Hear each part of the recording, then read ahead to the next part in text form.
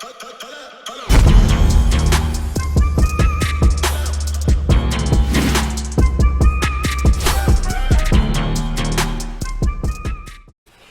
going on, y'all? Welcome back to SteveBussaGS. We got another scorecard reaction for y'all, and you already know what it is. Let's get it.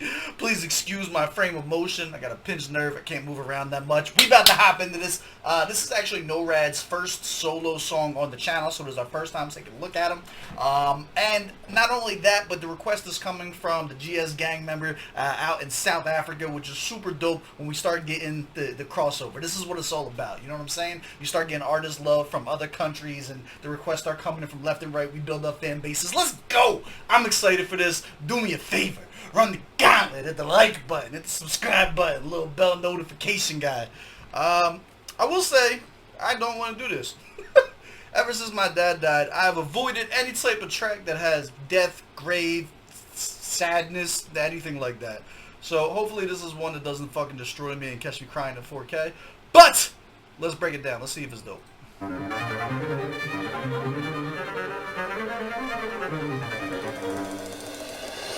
I guess this is where you're supposed to hate me too. Take a seat, let's get the mansions pulled. Like, tell me things I never made it through. Right away, O2 backpacker grime scene, right off, like feel like right off the bat. Voice matches with the beat type and style perfectly. He's walking through it. He's not floating on it, but he's walking on it. It's definitely low BPM type beat. Like, let's see. I like it so far. It gives me like instant nostalgia, like backpack nostalgia. Real, like graduation when I failed school. Ooh. Or the fabric that I wore that was torn. Cause me and mama busy being poor. It's a chore to work for something that you can't afford. Alright, so he's hitting the imagery on all cylinders on this. I like this. He's storytelling, choosing the slower delivery package with storytelling always goes hands in hand. You're not trying to rap nobody's head off. You're not trying to like go over their head. You're trying to deliver the story directly. That was a fucking bar too. It's real shit. What'd he say? It's a chore to work for something that you can't afford. Stop it. Let's go. I was torn, cause me and mama busy being poor. It's a chore to work for something that you can't afford. It's like staring through the glass of window shopping at the store. Oh, ask about the fact I'm 24. Right back at my mama's house, crashing on the floor. But without my help, my mama can't survive the storm. Trying to stay alive with all these problems she endures.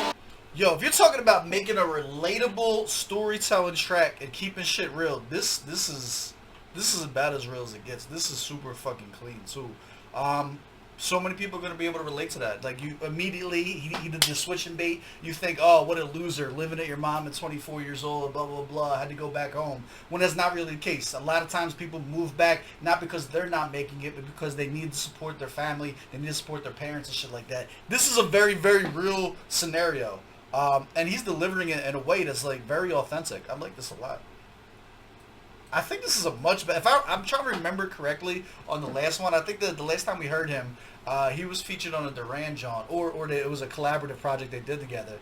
And I don't remember it having this much substance to it. Like, this is nasty. I like this a lot. All these problems she endures. Yeah, living on these street bodies, crack addicts. Looking sick with bags on their eyes from bad habits. And how I only rap, and how it won't happen. Knowing there's better rappers who already done have it, but lost in. Alright, so there's two things here. I want to separate this. Number one, I don't like when rappers talk about rapping necessarily. It's kind of like a weird fourth wall break that takes it away from me. But before that, that whole like looking around at all these addicts, the play on words with the bags, as in like heroin with bags under their eyes. Me being in Philadelphia, where there's a heroin epidemic right now, where if you go to K&A, if you go through Kensington, you literally have to like walk through a scene of The Walking Dead. I relate to that shit a lot. Like, that, it's sad, it's unfortunate. But the way that he depicts it and everything like that is very realistic. And then after that, it's kind of like he switches gears from like this storytelling mode to kind of like random bars about like, yo, like I want to rap better even though people have already done it. I kind of feels like it shifted from the theme a little bit with that bar, but let's see where he goes with it. I can appreciate the humbleness, you know what I mean? But like, I don't know. It seemed a little off topic. Bags only hides from bad habits, and how I only rap, and how it won't happen. Knowing there's better rappers who already done have it, but lost in my ways, pressure in my brain, stressing every day. This depression keeps me caged, losing all my faith. It's best I stay away. A mess who ain't safe. I guess I'll rest by my grave. I nobody still trying to make this life work. Yeah, trying to find a place in my head to search. Yeah, staying up till I can hear them birds. See, like, and I don't think I like the second portion of this. He was destroying this track on like the life tip, right? This whole like rapping about being a rapper part, like this is a miss for me. I don't know. Let's bring this back. Am I tripping? Like everything up until right before this was phenomenal, right? But then he starts, he kind of gets away from like the street talk and like the upbringing, growing up poor, like he gets away from the story narrative, and like the narrative shifts to him wanting to be a rapper, and it's such a stark contrast to what he was talking about before. It feels awkward. So from this point forward, right, and how I only rap and how I won't make it unless okay, so maybe it's not a storytelling track about like how he came up and what he was going through and everything like that. Maybe it's more just about the depression, and this is him listing the things that he is personally depressed about. That makes a lot more sense. What are your thoughts on that? Talk to me. Let's go from here. Only rap, and how it won't happen. Knowing there's better rappers who already done have it, but lost in my ways, pressure in my brain, stressing every day. This depression keeps me caged, losing all my faith. It's best I stay away. A mess who ain't safe. I guess I'll rest by my grave. I nobody still trying to make this life work. Yeah, trying to find a place in my head to search. Yeah, staying up till I can hear them birds. Really weird. Like he shifted to a single syllable rhyme scheme, which is a little weird here. Feeling like I'm getting worse. Whoa. They don't like me, dawg, this shit's a curse. Teach me how to rob, about to live by 50's words. Grab the strap, take the Mac, make him stash the cash up in the... Like, this has nothing to do with the premise of the song. Why are we talking about robbing people and listening to 50 Cent now? Now that this kind of gets rid of the whole depression thing. These are just random bars that are not making a cohesive song. What? I don't get it. This was amazing. This started off really, really good. I think the second verse, I might want to see like featured out maybe on the second verse here. Getting worse. Whoa. They don't like me, dawg, this shit's a curse. Teach me how to rob, about to live by 50's words. Grab the strap, take the Mac, make him stash the cash up in the... Like, why? Why? Bag and blast them if they look so they can see who's in the mask. Staring in the mirror, I don't like my reflection. Tell me how to get rid of such a neglection. This shit infectious and ugly when it's messed with. The beauty of perfection only exists if you let it. And the transition here was beautiful. This is a super dope, like kind of like flow, like he was flowing on this. I like this a lot. And then we're back on topic. He just randomly inserted some gangster shit. Like literally, if you just take this gangster part out of here for no reason, you go back. It goes back to being a cohesive mental illness piece. Teach me how to rob, about to live by 50's words. Grab the strap, take the Mac, make him stash the cash up in the bag and blast them if they look so they can see who's in the mask. Staring in. So cut that whole part off. That was completely filler. Starting from here, this floats. I like this a lot. In the mirror, I don't like my reflection. Tell me how to get rid of such a neglection. This shit infectious and ugly when it's messed with. The beauty of perfection only exists if you let it. I mean it's different, cause lately I'm losing hope. And the vision of the picture that I paint is all blurry as I stroke. All the worries that I show, imagination only takes you so far before your death, no. Lost in my... The flow and syllable matchups were a little bit weird there, and I would have liked to have seen a play on Death Note. I don't really know that he's an anime god. It's probably more like Suicide Note flip, but that would I feel like he had a really good build up here. That would have been a dope like to use this kind of like build up right here to really flip Death Note would have been doper. I show. Imagination only takes you so far before your death note. Lost in my ways, pressure in my brain, stressing every day. This depression keeps me caged. I think he did a really, really good job on the hook. Not only the hook feel like a hook without being over, like, if it was sing-songy of a hook, it would have took away from the gravity of, like, the tone that he's trying to hit with the song. I think the engineering that's on the hook, the way the vocals are layered and everything is perfect. It's a really, really dope hook.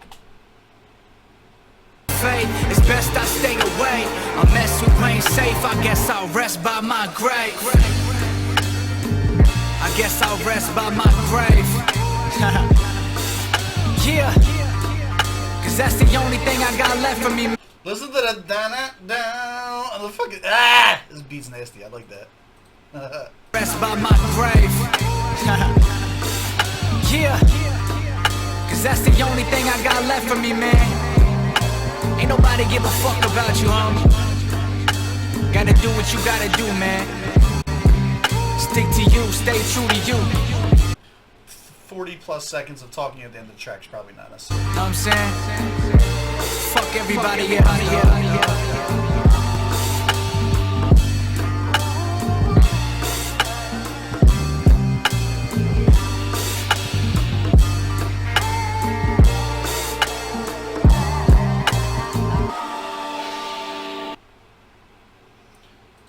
There you have it, Norad, Grave. Alright, first of all, I'm super excited that this was not about death.